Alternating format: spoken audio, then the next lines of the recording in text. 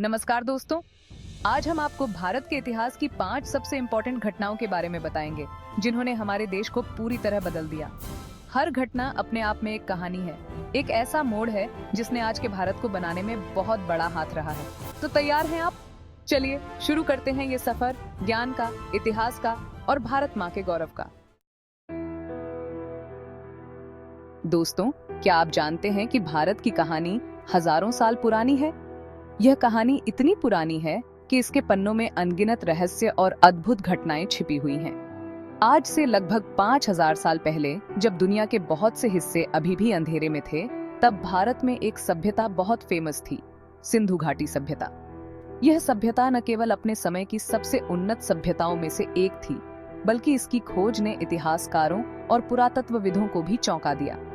ये सभ्यता, जो आज के पाकिस्तान से लेकर उत्तर भारत तक फैली हुई थी, अपने समय से बहुत आगे थी। इसके लोग न केवल कृषि और व्यापार में माहिर थे, बल्कि उन्होंने विज्ञान और गणित में भी महत्वपूर्ण योगदान दिया। यहाँ के लोग शहरों में रहते थे, प्लानिंग के बारे में बहुत कुछ जानते थे और व्यापार में माहिर थे। उनके शहरों की योजना इतनी उन्नत थी कि आज भी हम उनसे बहुत कुछ सीख सकते हैं। मोहनजोदड़ो और हड़प्पा जैसे शहर अपनी अच्छी तरह से बनी हुई गलियों, पक्के मकानों और अमेजिंग जल निकासी व्यवस्था के साथ हमें आज भी हैरान करते हैं। इन शहरों की संरचना और उनकी जल निकासी प्रणाली इतनी उन्नत थी कि यह आज के आधुनिक शहरों को भी मात देती है। सिंधु घाटी सभ्यता के लोग कला और शिल्प के धनी थे। उनकी कला में न केवल सौंदर्य था, बल्कि उसमें उनकी संस्कृति और जीवन शैली की झलक भी मिलती है। उनकी मूर्तियां, मोहरे और बर्तन उनकी रचनात्मकता और कौशल दिखाते हैं। इन कलाकृतियों में उनकी धार्मिक मान्यताओं, सामाजिक संरचना और दैनिक जीवन की झलक मिलती है। हालांकि ये सभ्यता रहस्यमय तरीके से खत्म हो गई, लेकिन इसने भारत की संस्कृति पर अपनी एक अलग छाप छोड़ी। इसके पतन के कारण आज भी एक रहस्य बने हुए हैं, लेकिन इसके अवशेष हमें इसकी महानता की याद दिलाते हैं। यह सभ्यता हमें बताती है कि भारत की धरती बहुत पहले से ही ज्ञान, विज्ञान और संस्कृति का केंद्र रही है। सिंधु घाटी सभ्यता की खोज ने हमें यह सिखाया कि हमारी जड़ें कितनी गहरी और समृद्ध हैं। यह हमें प्रेरित करती है कि हम अपने अतीत से सीखें और अपने भविष्य को और भी उज्जवल बनाएं। सम्राट चंद्रगुप्त मौर्य ने मौर्य साम्राज्य की शुरुआत करी, एक ऐसा साम्राज्य जिसने भारतीय उपमहाद्वीप को एक नई दिशा दी। चंद्रगुप्त मौर्य ने अपनी बुद्धिमत्ता और साहस से एक विशाल साम्राज्य की नींव रखी, जो आगे चलकर भारतीय इतिहास में एक महत्वपूर्ण अध्याय बना, जिसने भारत को एक साथ जोड़ा। उनके शासनकाल में भारत के विभिन्न हिस्सों को एकजुट किया गया, जिससे एक मजबूत और संगठित राष्ट्र का निर्माण हुआ। लेकिन इस साम्राज्य को असली पहचान मिली सम्राट अशोक के राज्य में। अशोक, चंद्रगुप्त मौर्य के पोते, ने अपने शासनकाल में मौर्य साम्राज्य को नई ऊंचाइयों पर पहुंचाया। कलिंग युद्ध की भयानकता ने अशोक के दिल को हिलाकर रख दिया।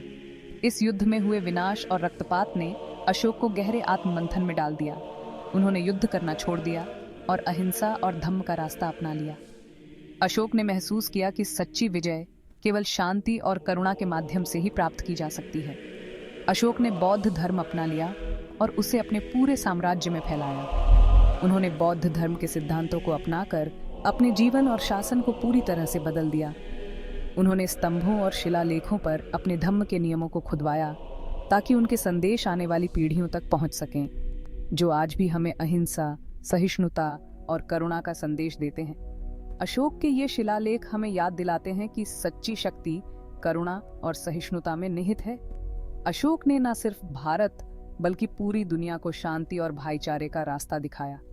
उनके धम्मचक्र ने पूरी दुनिया में शांति और सद्भाव का संदेश फैलाया।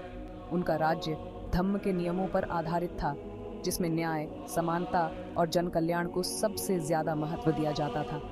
अशोक ने अपने शासनकाल में यह सुनिश्चित किया कि हर व्यक्ति को न्याय मिले और समाज में समानता बनी रहे। मौर्य साम्राज्य के खत्म होने के बाद भी अशोक के आदर्शों ने भारतीय संस्कृति को बहुत ज्यादा प्रभावित किया। उनके आदर्शों ने भारतीय समाज को एक नई दिशा दी और उसे और भी समृद्ध बनाया। अहिंसा और सहिष्णुता, जो आज भी भारतीय समाज की पहचान है, उनकी शुरुआत अशोक के शासनकाल में ही हुई थी।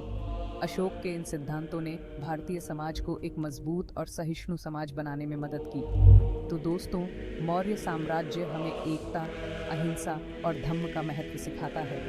यह साम्राज्य हमें सिखाता है कि सच्ची शक्ति और सफलता केवल शांति, करुणा और सहिष्णुता के माध्यम से ही प्राप्त की जा सकती है। मौर्य साम्राज्य की यह कहानी हमें प्रेरित करती है कि हम भी अपने जीवन में इन मूल्यों को अपनाएं और एक बेहतर समाज का निर्माण करें। चैप्टर 3, मुगल साम्राज्य। कला और संस्कृति का संगम। 16वीं शताब्दी में भारत में एक नए साम्राज्य की शुरुआत हुई, मुगल साम्राज्य। यह साम्राज्य न केवल अपनी सैन्य शक्ति के लिए जाना जाता था, बल्कि अपनी अद्वितीय कला और संस्कृति के लिए भी प्रसिद्ध था। बाबर ने इसकी नींव रखी। यह साम्राज्य कला, संस्कृति और वास्तुकला के क्षेत्र में एक नए युग की तरह था। बाबर ने भारत में फारसी और तुर्की कला के तत्वों को मिलाकर एक नई शैली की शुरुआत की। मुगल बादशाह कला और संस्कृति को बहुत पसंद करते थे। वे कलाकारों, कवियों और संगीतकारों को संरक्षण देते थे, जिससे मुगल दरबार एक सांस्कृतिक केंद्र बन गया था। अकबर अपनी धार्मिक सहिष्णुता और अच्छे फैसलों के लिए प्रसिद्ध थे, जबकि जहांगीर को चित्रकारी का शौक था। अकबर ने विभिन्न धर्मों और संस्कृतियों को एक साथ लाने का प्रयास किया, जिससे मुगल कला और संस्कृति में विविधता आई। शाहजहां ने अपनी प्यारी बेगम मुमताज की याद में ताजमहल बनवाया, जो मुगल वास्तुकला का सबसे अच्छा उदाहरण है। ताजमहल की सुंदरता और उसकी बारीक नक्काशी आज भी लोगों को मंत्रमुग्ध कर देती है। इसके अलावा लाल किला, फतेहपुर सीकरी और आगरा का किला मुगल कला के बहुत ही खूबसूरत नमूने हैं। इन इमारतों में मुगल वास्तुकला की भव्यता और उनकी कला की उत्कृष्टता को देखा जा सकता है। मुगल काल में साहित्य, संगीत और नृत्य को भी बहुत बढ़ावा मिला। मुगल दरबार में कवियों और संगीतकारों का विशेष स्थान था और उनकी रचनाएं आज भी भारतीय संस्कृति का हिस्सा हैं। हिंदी और उर्दू भाषा का मेल मुगल काल के साहित्य को और भी अच्छा बनाता है। मुगल काल में हिंदी और उर्दू साहित्य ने एक नई ऊंचाई प्राप्त की और इन भाषाओं में कई महान कृतियां लिखी गईं। मुगल साम्राज्य ने भारत को एक नई पहचान दी। इसने भारतीय समाज को एक नई दिशा दी और उसकी सांस्कृतिक धरोहर को समृद्ध किया। इसने भारतीय और इस्लामी संस्कृतियों को मिलाकर एक नई संस्कृति बनाई, जिसने भारत को और भी समृद्ध और जीवंत बनाया। मुगल साम्राज्य की इस सांस्कृतिक धरोहर का प्रभाव आज भी भारतीय समाज में देखा जा सकता है और यह भारत की विविधता और उसकी सांस्कृतिक धरोहर का एक महत्वपूर्ण हिस्सा है। चैप्टर 4, भारतीय स्वतंत्रता संग्राम, सत्य और अहिंसा की विजय। कई सालों की गुलामी के बाद 20वीं सदी में भारत आजाद हुआ। महात्मा गांधी के नेतृत्व में भारतीयों ने बिना हिंसा की लड़ाई लड़ी और अंग्रेजों को भारत छोड़ने पर मजबूर कर दिया। गांधी जी ने सत्याग्रह और अहिंसा के जरिए अंग्रेजी हुकूमत की नींव हिला दी। उनके साथ लाखों भारतीय थे जो अपनी आजादी के लिए कुछ भी करने को तैयार थे। भगत सिंह, सुभाष चंद्र बोस, सरदार वल्लभ भाई पटेल, जवाहरलाल नेहरू जैसे नेताओं ने स्वतंत्रता संग्राम को नई दिशा दी। 15 अगस्त 1947 को भारत आजाद हुआ। यह दिन हर भारतीय के लिए गर्व और खुशी का दिन है। भारत की आजादी ने दुनिया भर के गुलाम देशों को प्रेरणा दी। गांधी जी के अहिंसक आंदोलन ने दुनिया को एक नया रास्ता दिखाया। चैप्टर 5, आजाद भारत उन्नति की ओर अग्रसर। 1947 में आजादी के बाद भारत ने बहुत तेजी से तरक्की करी। शिक्षा, विज्ञान, तकनीक और अर्थव्यवस्था में भारत ने बहुत प्रगति की। 1991 में आर्थिक उदारीकरण ने भारतीय अर्थव्यवस्था को एक नई दिशा दी। आज भारत दुनिया की सबसे तेजी से बढ़ती अर्थव्यवस्थाओं में से एक है। विज्ञान और तकनीक में भी भारत ने बहुत कुछ हासिल किया है। चंद्रयान और मंगलयान जैसे अंतरिक्ष मिशन इसके उदाहरण हैं। हालांकि आज भी भारत के सामने गरीबी, अशिक्षा, भ्रष्टाचार जैसी कई मुश्किलें हैं, लेकिन हमें पूरा भरोसा है कि अपनी मेहनत और लगन से हम इन मुश्किलों को पार कर लेंगे और एक नए भारत का निर्माण करेंगे।